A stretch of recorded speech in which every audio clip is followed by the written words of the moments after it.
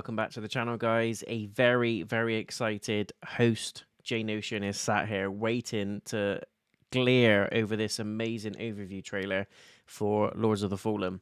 Can you tell I'm pumped for it? I'm absolutely buzzing for it. I've got some time off of work. I've booked out pretty much 2 weeks to play this game when it lands, and I'm going to be smashing the life out of it because I'm a huge fan of Souls-like games, huge fan of Dark Souls, Demon Souls, Bloodborne, and Elden Ring. Elden Ring is still my all-time favorite game, and it was only suppressed and surpassed previously by Bloodborne, which is of the same sort of genre, same director, same producer. So I'm really looking forward to this one.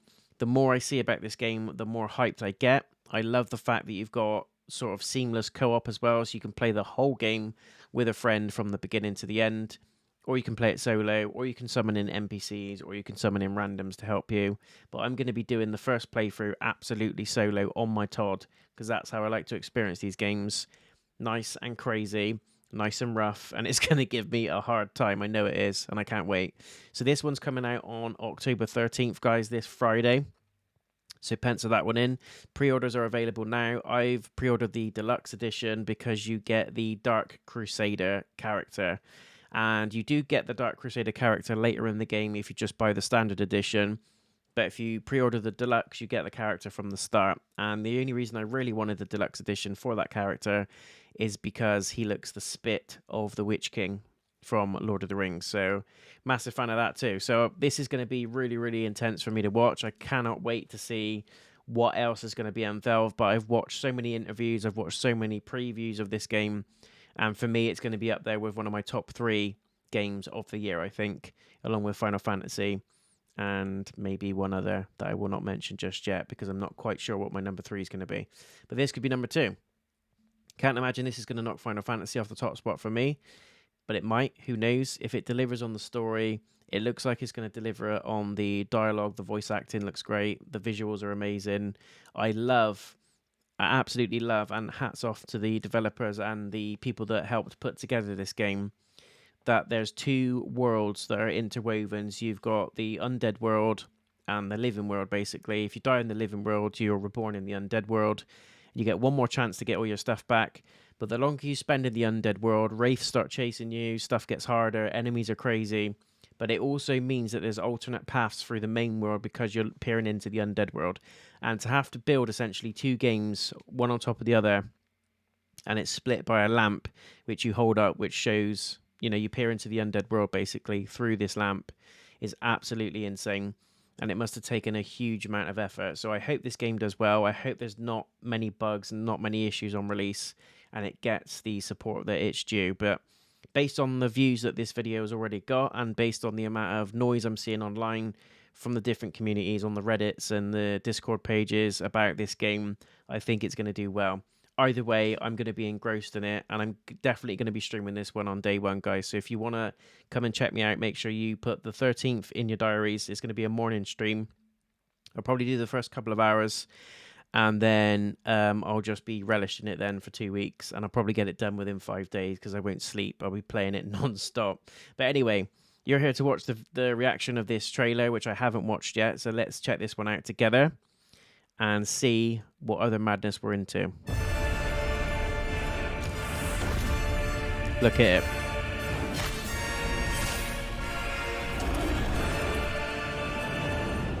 Lords of the Fallen is the all-new epic dark fantasy action RPG. Yes. Set 1,000 years after the events of the original game, prepare to embark upon a perilous adventure through the vast lands of Mornstead, a prominent region within this sprawling world, on the brink of demonic desolation.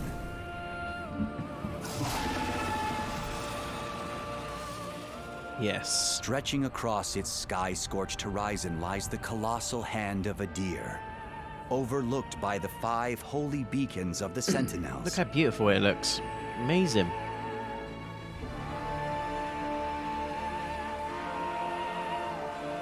Originally constructed to restrain the fallen god, they have been defiled by his infernal forces, and now threaten to abet his resurrection.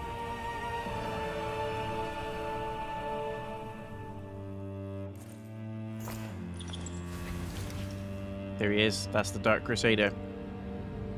Poster boy of the game. As if fate itself intervened, an ancient and all-powerful lamp has recently found itself a new bearer. It's like the genie in the delivering lamp your mortal coil and the from One Ring cold embrace mixed in. of death and into the ranks of the Dark Crusaders. Yeah. The radiance of Mornstead withers. Entrusted with the holiest of charges, you must restore radiance to these 5 beacons and thwart Adir's uprising.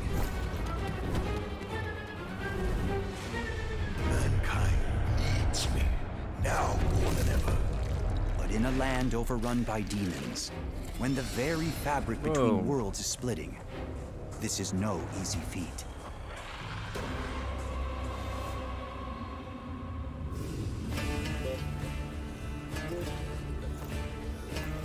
Your quest will take you on a long and harrowing journey through the disparate regions of Mornstead.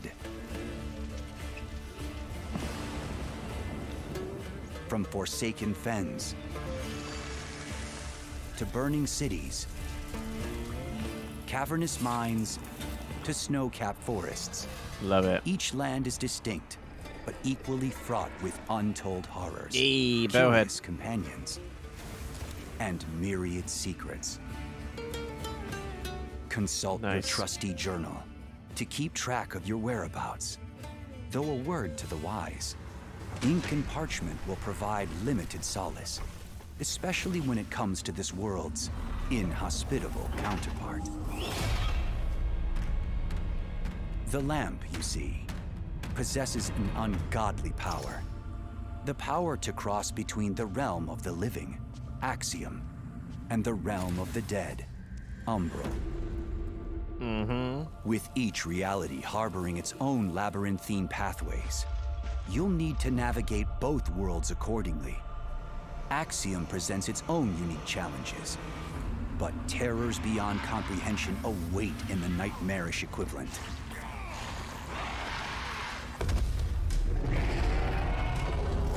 Another sinner. Those who embark upon this crusade must also confront the formidable champions that inhabit such realms.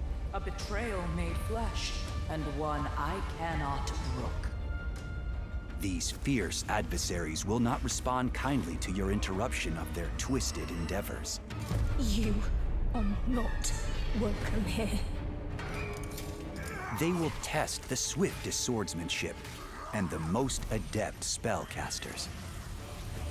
Whoa. So it should come with great relief to learn that the Umbral Lamp possesses yet further powers.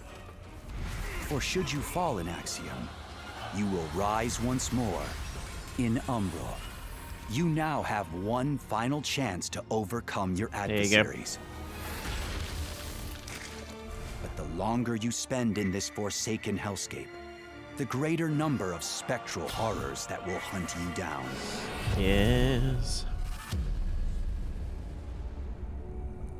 Should 2 lives still prove inadequate, help is at hand for those whose pride permits. Mornstead is home to a number of would-be comrades. Some will demand an errand performed before proffering a second sword, while others thirst heavier for the blood of Rogar. As for those who wish to look outside of Mornstead for a co-op companion, you can invite a second player to join your journey at any vestige. They will remain at your side for as long as you or they choose. That's really cool. Before you commence your adventure, choose from 9 starting classes. Wield sword and shield as the Hallowed Knight. Wreak fire-based carnage as the Pyric Cultist. Strike fear from afar as the Black Feather Ranger, or pick from one of the other prospective heroes. While these are initially all varied in moveset and equipment, you are free to develop your character however you see fit. With additional starting classes, unlockable based on the choices you make in this world. Fully customize your character from the dozens of armor sets and hundreds of weapons hidden throughout these vast lands. Yes. Not to mention an extensive range of equipment, including javelins, bombs, weapon salts, protection wards, and more.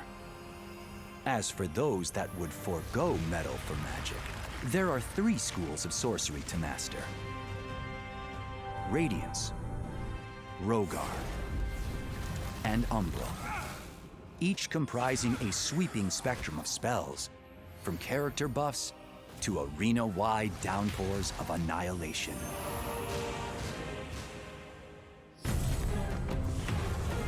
It looks so good. It is so good. I want it. I want it now. An epic adventure full of peril, wonder, awe, and revelation, coursing through the very realms of the living and dead awaits.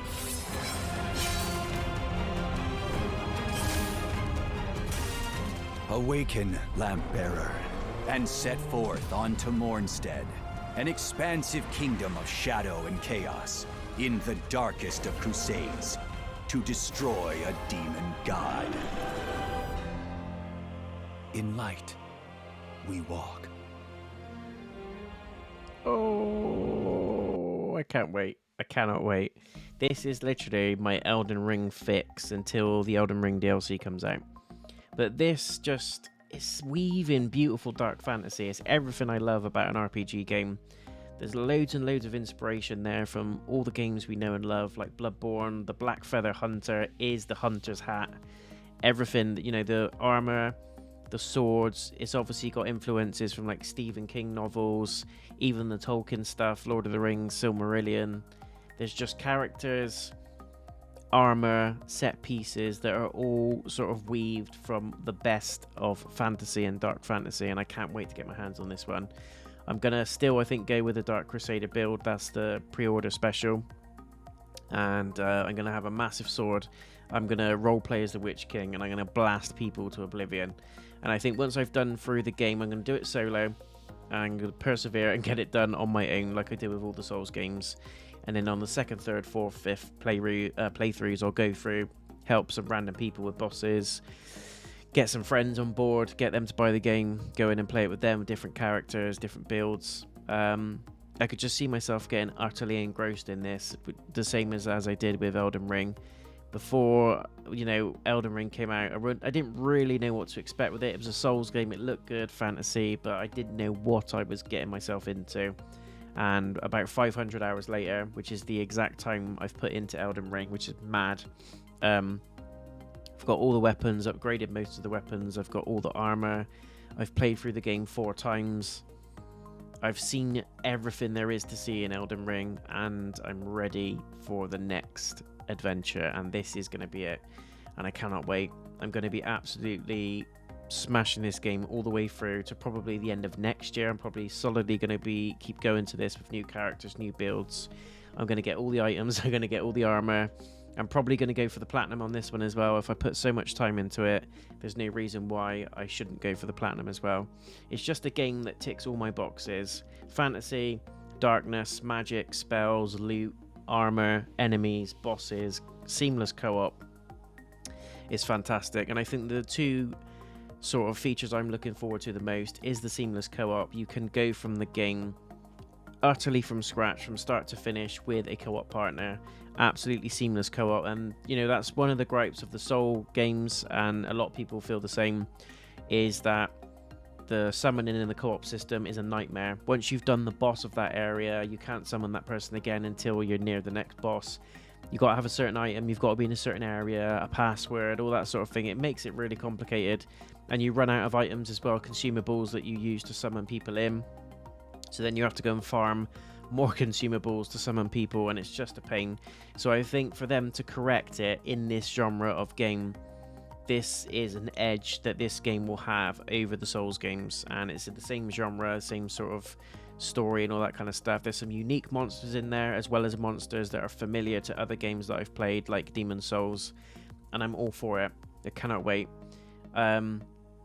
It's going to be interesting to see how much magic you get from the 3 schools of magic, because just having 3 schools sounds quite limited, but I'd imagine there's quite a few spells within each school.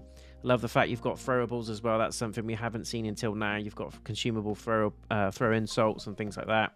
Buffing items, which is what you get in those other Souls games. And I think this is the Souls-like. When people say it's a Souls-like, this is probably going to be the Souls-like game that people compare other Souls-like games to, without it actually being a Souls game. And I cannot wait for it. So this one is the 13th of October, guys. As I said, I will be doing a morning stream on this one. So probably the first hour or two will be up on the channel. If you want to see a full playthrough, let me know and I'll do that as well. But I will be utterly engrossed in this game. Don't worry, content will still be landing on the channel in some way, shape or form. New game playthroughs, preview videos, movie reviews, shorts, all that kind of stuff. It's all still coming. But I will be utterly put in every spare second I have in my life to this game. And I can't wait. I utterly can't wait. It's up there. It's my genre of game and I'm absolutely pumped for it. Let me know in the comments, guys, what you think of the game. Are you pumped for it? Are you pre-ordering, or are you waiting for this one to drop in price before you pick it up? Are you going to be checking this one out with me on day one? Let me know. If you are, what build are you going for? What character are you going for? What do you expect to see? And what are you worried about? Have you got any concerns about the game as well? Thank you for checking out the video. I will see you again in the next one, Friday the 13th. We are 1 week away. Take care, guys. I'll see you soon. Peace.